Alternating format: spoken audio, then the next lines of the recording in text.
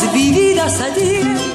A finales de la década de los años 50 y después de sufrir el más extremo abandono por parte de los gobiernos de turno, que afincados en la metrópoli altiplánica hacían oídos sordos a las demandas y reclamos por parte del pueblo cruceño, en toda su historia republicana, desde que fue anexada a Bolivia. Los cruceños, hasta entonces vivíamos postrados en el atraso y el subdesarrollo, que se veían traslucidos en calles intransitables por su evidente mal estado. No contábamos ni con luz eléctrica ni con agua potable. El Estado tenía abandonada la salubridad, estando expensa nuestra población a ser diezmada por plagas tropicales. En 1938, dos benditos hijos de esta tierra, el presidente Bush y su ministro de Minas y Petróleo, don Dionisio Foyanini Banzer, habían sembrado la semilla que tendría que significar para Santa Cruz su despegue hacia el progreso. La ley Bush, más la mezquindad y la soberbia de nuestros gobernantes, se había sobrepuesto a este caro anhelo, postergando nuestro desarrollo al privarnos de percibir nuestras regalías petroleras del 11% que por derecho y justicia nos correspondía. Levantemos la enseña sagrada de la tierra de Yumplo de Chávez, con la límpida frente elevada a la altura gloriosa del sol.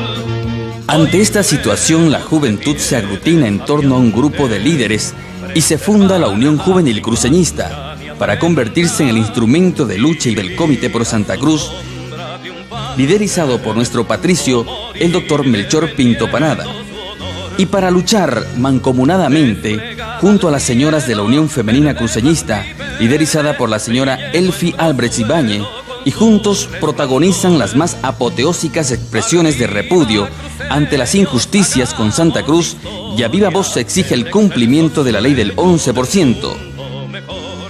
La Unión Juvenil Cruceñista fue fundada por un grupo de jóvenes alrededor de la Plaza 24 de septiembre, prácticamente en el corredor del Club Social.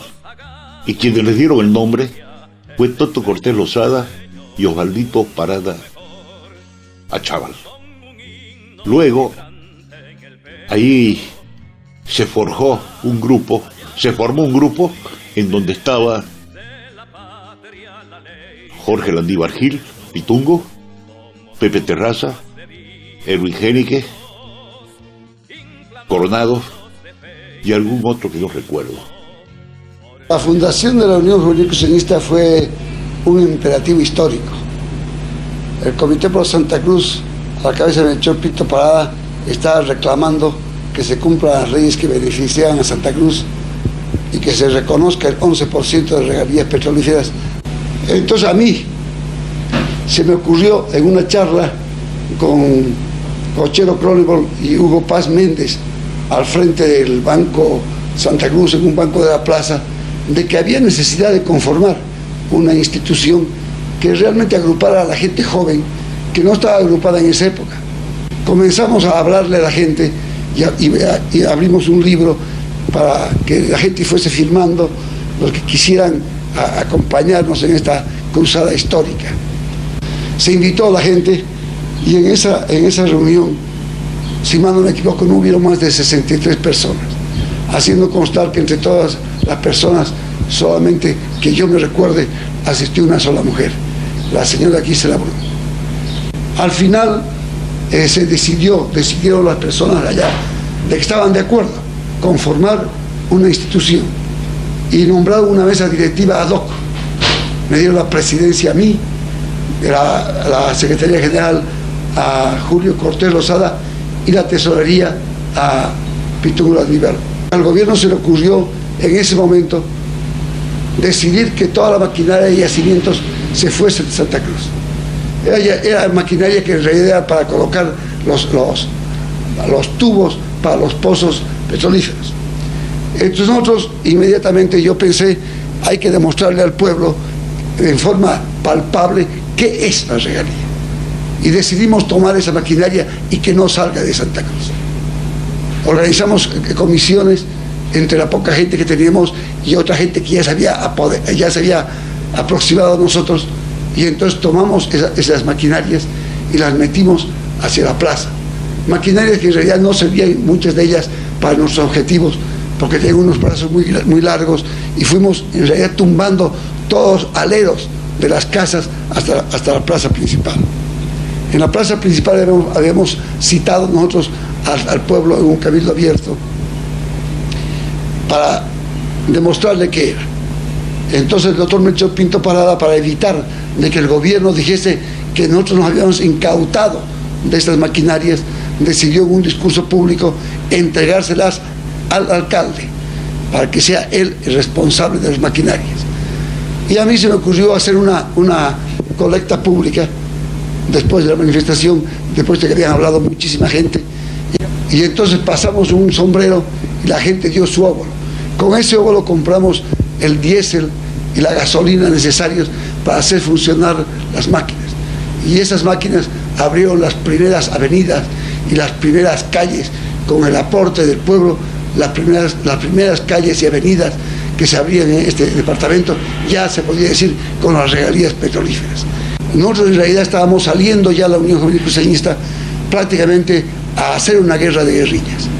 Porque es bueno decirlo de forma muy clara: la Unión Juvenil Cruceñista se fundó para hacer el brazo de acero del Comité Pro Santa Cruz, no solamente en la pelea callejera, sino en la cuestión mentalidad, para además hacer que el pueblo esté completamente de acuerdo y militantemente apoye al Comité Pro Santa Cruz.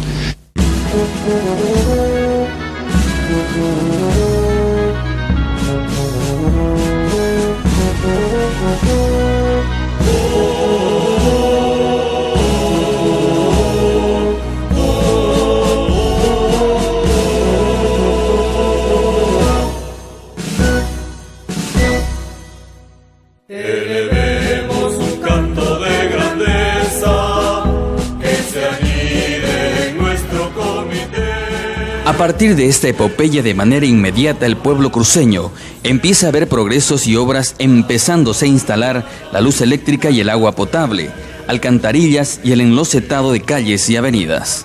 A esto intervine como oficial retirado del ejército, era capitán, y entonces todos por unanimidad acordaron llamarme o nominarme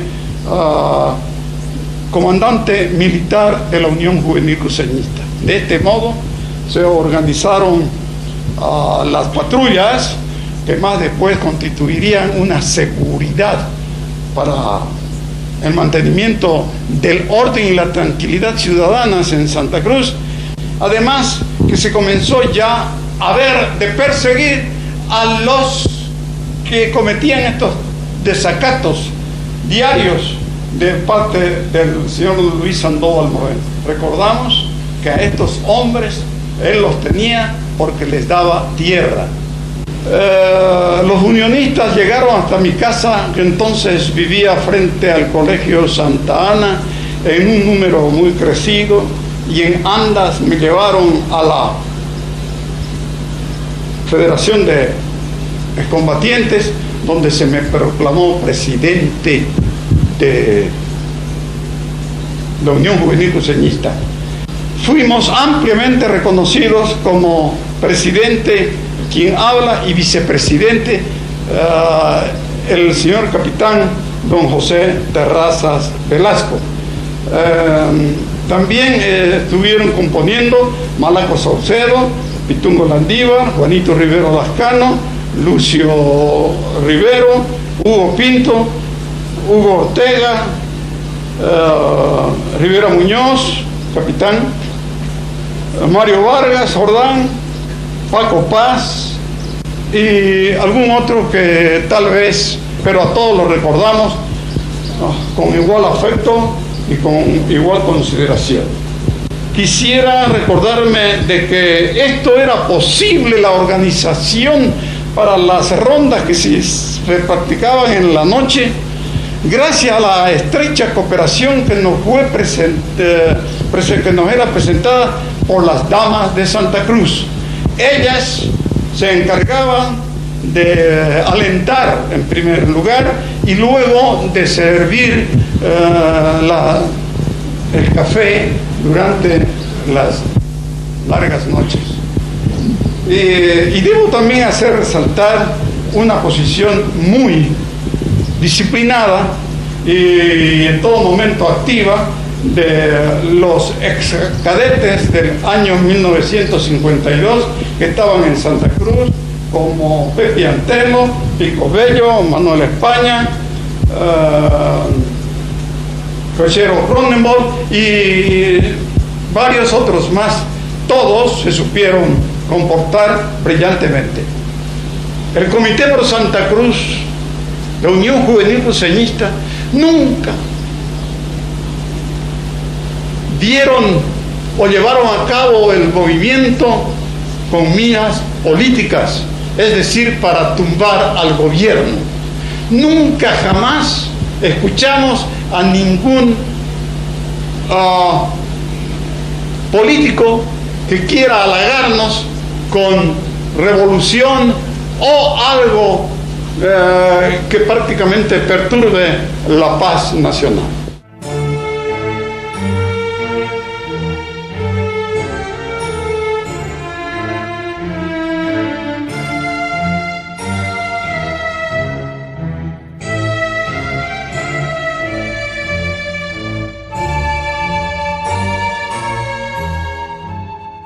Cualquier cruceño escucha la palabra Terevinto, se recuerda de una de las horas más negras de la historia de Bolivia y una de las más tristes para la historia de Santa Cruz.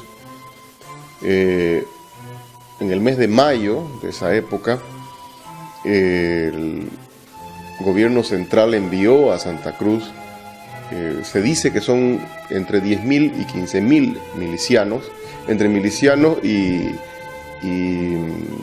militares desde el gobierno central, solo que la proporción de los milicianos era mayor, por lo menos eran 10.000 y los militares eran unos 2.000.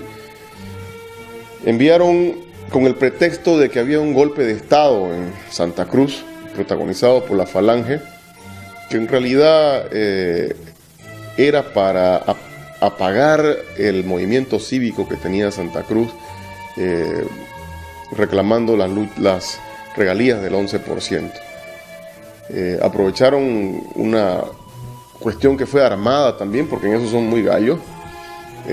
Armaron un pequeño movimiento que después fracasó y tuvieron que huir jóvenes, tanto cívicos como de la Falange, y el gobierno central, o sea, el movimiento ese no llegaba a 100 personas, pero la proporción de milicianos que enviaron a Santa Cruz, 10.000, 12.000, nos dice que la invasión no era para apagar un supuesto golpe de estado, sino que era para, de alguna manera, moderar la rebeldía del pueblo cruceño.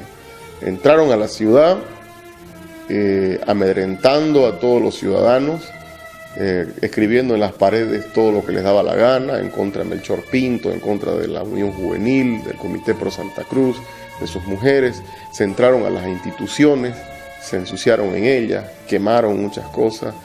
Luego, esos fueron los que se quedaron en la ciudad, porque otro piquete se va, ¿qué piquete? Todo un dispositivo de milicianos se van justamente a la zona de Terevinto, por donde se habían encaminado los jóvenes que hicieron el movimiento, y finalmente cercaron una propiedad, y ahí fue el cuadro macabro, porque masacraron a gente inocente, a los dueños de la casa, descuartizaron a otros, tomaron presos a algunos que los hicieron caminar hasta el Pozo de las Liras. Ahí también estamos hablando de que le sacaron los ojos, que le sacaron las entrañas. Realmente algo que es difícil de creer que haya sido dirigido por unos administradores del Estado. Esta invasión, conocida por la invasión de los ucureños, fue dirigida contra Santa Cruz, no fue contra otra cosa, sino para intentar apagar ese reclamo vehemente y cívico que tenía el pueblo cruceño.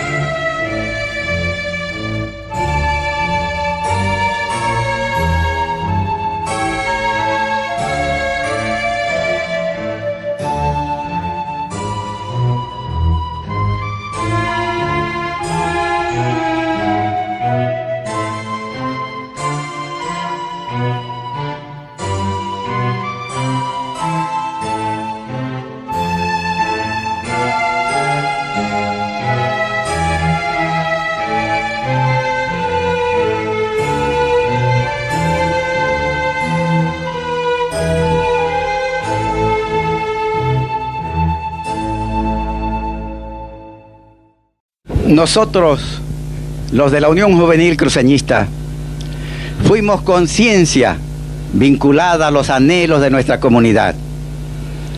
Fuimos conciencia vinculada al atraso premeditado con que se postergaba a Santa Cruz. No fuimos cartel barato de lugares comunes, ni conducimos montoneras aleccionadas. Fuimos servicios prestados a nuestro pueblo con desprendimiento total. Fuimos conducta cívica, limpia, pura. Fuimos fe del oriental en su propio destino.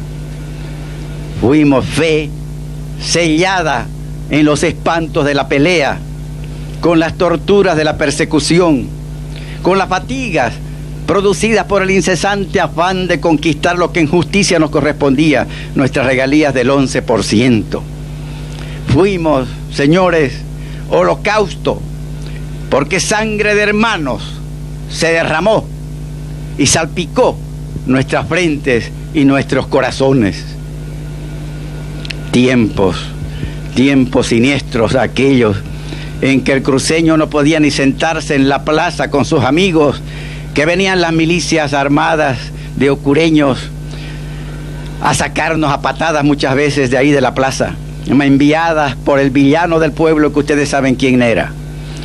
Apresamientos, torturas en el Ñanderoga, vejaciones sin nombre a los cruceños, y por último la intención siniestra de un gobierno que envía hacia Santa Cruz milicias alcoholizadas, milicias armadas de machete a sentar la mano al cruceño. La pregunta es, ¿por qué un presidente que se decía demócrata manda hacia Santa Cruz, en vez de mandar un ejército organizado que da la garantía de su disciplina, manda columnas de miles de milicianos asesinos, alcoholizados, con machete en mano, dispuestos a escarmentar a los cruceños? Eso hizo el gobierno del MNR. Nunca hay que olvidar a este partido del MNR, porque él es el que más daño, más vejaciones, más ofensas y humillaciones ha hecho a este pueblo. No contento con la primera invasión de milicianos, terminadas las luchas cívicas, nos mandan 11.000 milicianos nuevamente a escarmentar al pueblo cruceño, sabiendo que el pueblo estaba indefenso, sin mayores armas, que era una juventud más que nada aguerrida, pero por el corazón y las convicciones que tenía y la fuerza que le daba el derecho que defendía, sus regalías, su deseo de progresar como pueblo. Sobre las luchas cívicas en sí, la batalla de San Luis, es bueno siempre decirlo, esa batalla decidía el futuro de la Unión Juvenil, o decir, el pueblo libre de Santa Cruz, libre de los matones, o el triunfo de las fuerzas del mal, los que nos oprimían, los que se oponían a que sigamos luchando por la regalía. En esa batalla de San Luis se definía la suerte, puede decirse, de Santa Cruz. Y ahí es donde yo siempre debo hacer hincapié en el heroísmo del capitán José Gil Reyes. Cuando llegamos unos cuantos frente a los mangales donde estaban parapetados los milicianos, nos topamos con un campo abierto, un potrero abierto que nos impedía avanzar. Nadie era tan suicida como saltar a ese campo abierto sabiendo que nos recibían a balazo directo. Pero el capitán José Gil Reyes nos dio el ejemplo de valor, de hombre, de heroísmo, y él salió al campo y nos dijo a todos: nos siguen, me siguen, y tuvimos que seguirlo. El ejemplo de ese hombre galvanizó a la Unión Juvenil y lo seguimos y arrostramos el peligro, y el resultado ustedes ya después lo saben.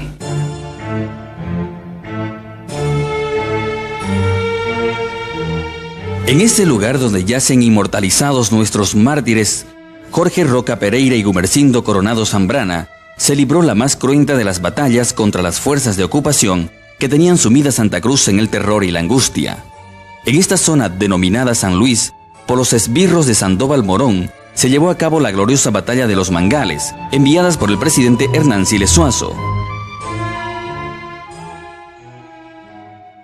De manera punitiva y con un evidente odio y rencor contra Santa Cruz, había ordenado tomar la ciudad, marchar sobre ella y sitiarla. Esta batalla significó el triunfo de nuestra causa, pero que cobró la vida de nuestros héroes, que bajo la metralla asesina en las épicas jornadas, vivida por nuestros mayores que nos legaron estas glorias y a quienes queremos reconocer y rendir tributo, para que las nuevas generaciones, imbuidas de un alto espíritu cruceñista, sepa quiénes legaron mejores días para el pueblo cruceño.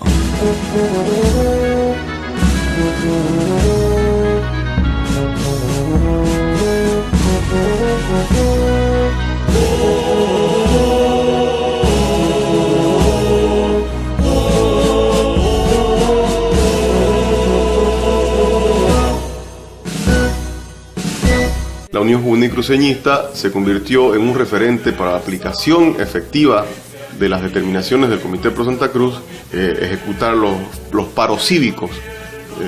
Han sido paros impecables, donde no teníamos bajas ni de parte de unionistas ni de parte de gente de los diferentes gobiernos centralistas que intentaban suprimir el paro.